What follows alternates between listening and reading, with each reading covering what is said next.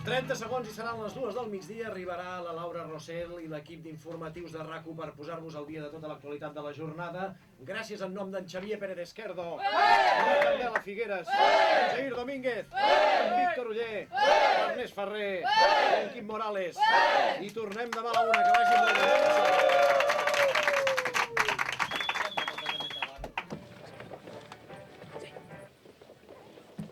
Qualifica de cala i borroca d'extrema violència els fets d'ahir a les portes del Parlament i demana la justícia madura amb els violents que van agredir els diputats.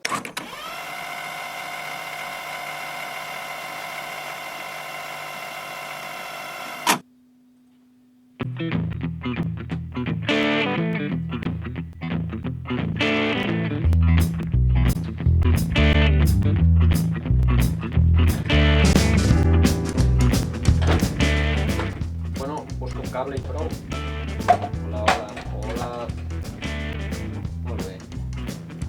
Aquesta és la precarietat. Cable. No el tinc a mi.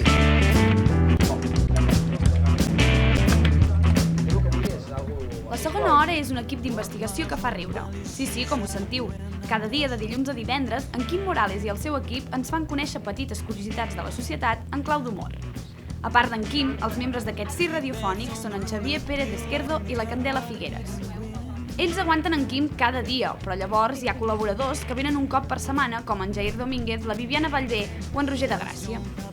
Aquest programa tracta de crear polèmica, dubte, transgressió, però tot des de l'humor, Una de les coses que hi triomfen més són les entrevistes que s'hi realitzen i les enquestes telefòniques. Miri, senyora, la gent on s'ha de posar desodorant és a casa, no al tren. Què vol fer, una bomba nuclear allà? Miri, senyora.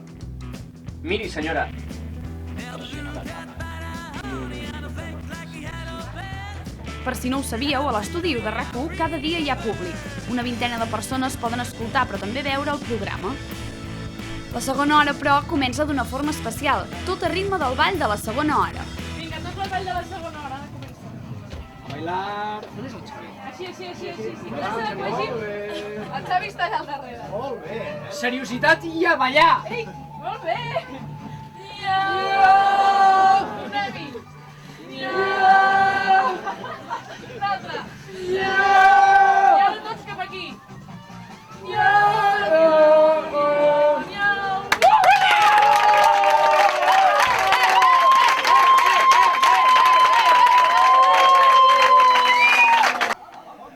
Bon dia, estimats. Comencem amb l'hora que avui ens dirà en Dani. És hora que el meu tutor no em tingui tanta mania, perquè sempre quan faig alguna cosa, quan els companys parlen i jo fora o alguna cosa, quan hi ha merdera, sempre em té que tocar a mi. Em té fitxat.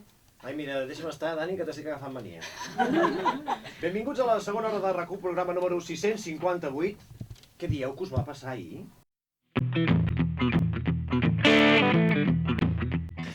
El Jair, per exemple, a la botiga dels horrors, a vegades treus també cançons com... Oients.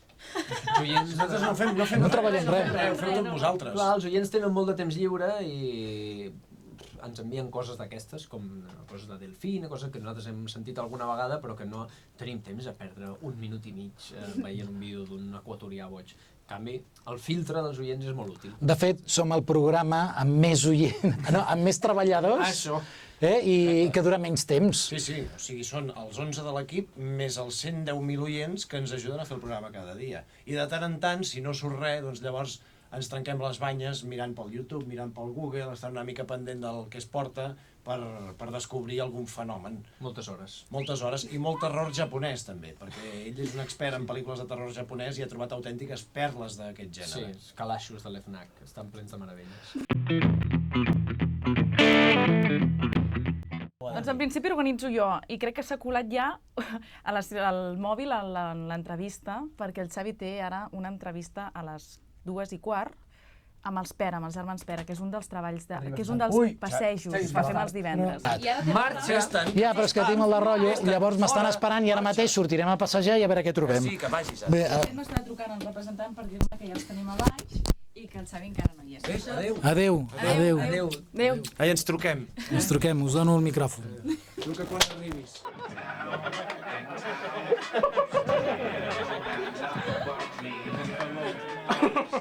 És maca aquesta cançó. Molt. Home, no, aquest... Doncs abans dèiem que hi ha molts col·laboradors, però en el fons estan molt ben organitzats. Un ve el dilluns, l'altre el dimarts, 2 el dimecres, un el dijous, que és en Jair, i 2 el divendres. Ja fa temps que treballem amb ells i també saben quan han de venir, són complidors, per tant no has d'estar trucant i recordes que demà tens secció només quan hi ha algun possible canvi. Per tant, amb això és molt fàcil. Després, el Jair, per quan fem gravacions, també fa molt de temps que treballem junts. Jair, vens demà? Sí, cap problema, vull dir... Normalment dic no, Sempre diu que no. Llavors s'ha de convèncer. Organitzar-los és molt fàcil.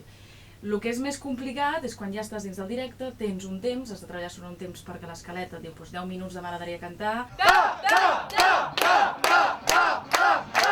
8 minuts pel Jair, la presentació Quim ha de ser de 6, llavors el Quim s'enrotlla perquè el Jair li ha donat conversa i llavors queda superbé i allò no ho pots tallar i vas allargant fins que has d'escurçar en algun tros i has de dir pareu ja, perquè no marxem i doncs no entren coses. És el més complicat. I sempre diuen, és que no em feu cas, és que no em feu cas. És que no em fan cas, perquè ja són llestos i no em miren, que jo els estic marcant el temps i no em miren. Jo no tinc visió perifèrica, només tinc visió de tub, jo. Clar. Però és normal, ells estan pensant en el que s'està fent al directe i jo estic quadrant el temps. Jo i el Víctor, tot i que no ho sembli, són els que estem més pendents del temps del programa. És el més complicat, quadrar els temps. Perquè sobretot ha de sortir la publicitat. A veure, que nosaltres diguem una cosa o una altra no té molta importància. Els anuncis sí que han de sortir i s'han de sentir bé. Han de sortir, exacte. Són els que mantenen la casa. Són 4 minuts, per tant, han d'entrar aquests 4, no podem estar partint un bloc a últim moment, perquè exacte és el que diu el Quim, és el que manté la casa. Diu, se m'acaba de sortir un ou del pantaló del pijama i deu ser per l'alineació dels planetes. S'ha alineat tot. Té molta importància el Facebook i el Twitter, si no jo no tindria la secció de la Caixa dels Trons, ni hauria interacció amb la gent.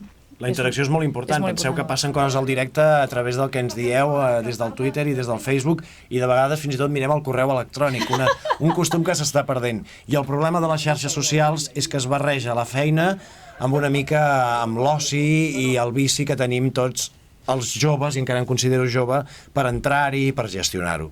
Ens agrada molt el Twitter. Molt. Massa. Consells, volem consells. Com a futurs periodistes que som, Sí. què hem de fer per arribar on esteu vosaltres, tal i com estan les coses ara mateix? Canviar de carrera. Això per començar.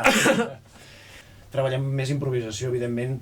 Tenim molts anys d'experiència, sabem què hi ha en el programa, hi ha una escaleta, hi ha una base per treballar, però si una cosa no ens la creiem, no la farem. Això no ho hem fet mai. Vull dir, quan hem vist alguna cosa o ens han proposat, escolta, què faríeu? Hosti, si no t'hi veus, sí que al principi potser experimentes una mica més, però el que deia el Jair, de ser fidels a vosaltres mateixos, a tenir paciència, a que a casa vostra tinguin paciència, ja és un gran què per arribar a fer moltes coses en aquest món. I acabes arribant, Arriba un dia que seus aquí i dius, mira, els estic explicant a una colla de joves com ho he fet per arribar aquí sense ser-ne molt conscient. Vas fent, vas coneixent, vas ampliant l'àmbit i el radi de coneixements, de persones i de contactes, que també mica en mica et van donant més oportunitats, les vas aprofitant i vas fent bé. No té més complicació. No té més complicació. I treballeu gratis. Això sí. Per començar. I després mica en mica vas cobrant. Exacte. I arriba un dia que t'hi guanyes la vida. És veritat. Però el dia que cobreu ja no torneu a fer res més gratis. És molt important, això, Encara que sigui 5 pessetes, llavors ja les heu de demanar. És que jo estic a la ràdio i em paguen 5 pessetes. Llavors aquells te'n donaran 4. Clar. Pessetes és la moneda d'abans. Sí. Som molt joves. Els he dit una cosa que sempre que està molt bé, diu, quin paleta treballa gratis? Doncs quin periodista treballa gratis? Clar, potser sí que el Paleta va començar fent d'aprenent i li donaven un entrepà, però com a mínim li donaven un entrepà. Nosaltres quan tenim algú aquí, com a mínim li paguem el cafè, no? Doncs ja és alguna cosa. Que és car, el d'aquesta casa? Sí, és bo, però és car.